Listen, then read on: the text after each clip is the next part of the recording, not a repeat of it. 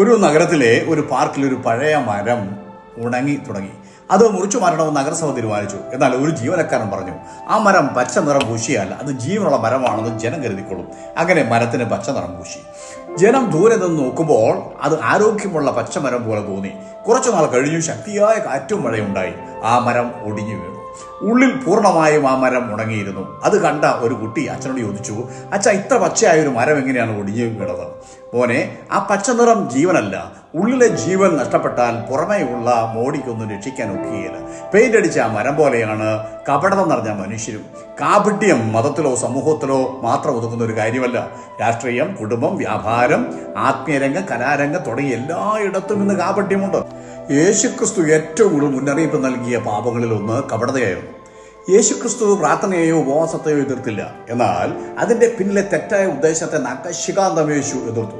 ദൈവത്തെ പ്രസാദിപ്പിക്കുന്നതിന് പകരം മനുഷ്യരുടെ പ്രശംസയ്ക്ക് വേണ്ടിയാണ് പലരും ആത്മീയത പ്രകടിപ്പിക്കുന്നത്. നിങ്ങൾ പ്രാർത്ഥിക്കുമ്പോൾ കപടഭക്തിക്കാരെ പോലെ ആകരുത്. അവർ മനുഷ്യർക്ക് വിളങ്ങേണ്ടതിന് പള്ളിയിലും തെരുക്കോണുകളിലും നിന്നുകൊണ്ട് പ്രാർത്ഥിപ്പാൻ ഇഷ്ടപ്പെടുന്നു. മത്തായി 6:5. ഉപവസിക്കുമ്പോൾ നിങ്ങൾ കപടഭക്തിക്കാരെ പോലെ വാടിയ മുഖം കാണിക്കരുത്. അവർ ഉപവസിക്കുന്നത് മനുഷ്യർക്ക് വിളങ്ങേണ്ടതിനാകുന്നു, മുഖം വിരൂപമാക്കുന്നു. മത്തായി 6:16. കപടത എങ്ങനെ തിരിച്ചറിയാം? വാക്കും പ്രവർത്തിയും തമ്മിൽ ഒരു ബന്ധവും ഉണ്ടാകില്ല. സ്വന്തം തെറ്റുകൾ മറച്ചു വെച്ച് മറ്റുള്ളവരുടെ തെറ്റുകൾ ചൂണ്ടിക്കാണിക്കും. പുറമെ വിശുദ്ധിയുടെ മുഖവും ഉള്ളിൽ അഹങ്കാരവും സ്വാർത്ഥതയും. ദൈവനാമ മഹത്വത്തെക്കാൾ സ്വന്തം കഴിവിനെ കുറിച്ച് പ്രശംസിച്ചുകൊണ്ടേയിരിക്കും. യേശു പറഞ്ഞു, അവരുടെ ഫലത്താൽ നിങ്ങൾ അവരെ തിരിച്ചറിയും. മത്തായി 7:20. വേഷം കൊണ്ടോ സംസാരം കൊണ്ടോ അല്ല, അവരുടെ പ്രവൃത്തി കണ്ട് മനസ്സിലാക്കണം. അതായത് വൃക്ഷം തിരിച്ചറിയുന്നത് അതിന്റെ ഫലം കണ്ടിട്ടാണ്.